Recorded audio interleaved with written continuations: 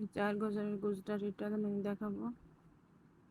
প্রথমে ঘরগুলো এঁকে হালকা করে এঁকে নিলেই হবে পেন্সিল দিয়ে, অথবা কলম দিয়ে আঁকা যাবে।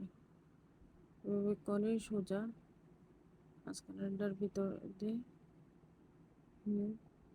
অ্যাশ কালার সুতা দিয়ে করছি।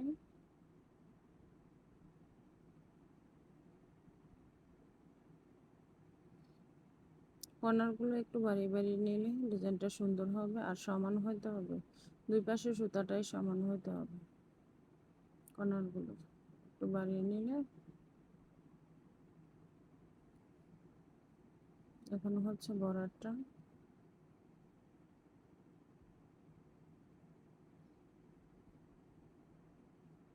বর্ডারটা একটা একটা ঘর করে এক পাশ করে তারপরে যেতে হবে।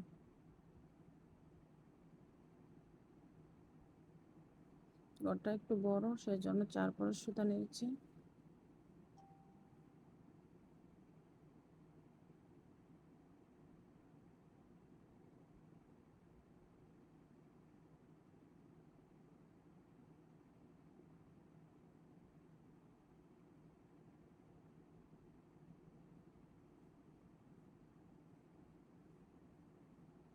এই গুজরাটিটা করে মাঝখানে একটা ছোট ফ্লাওয়ার দিয়ে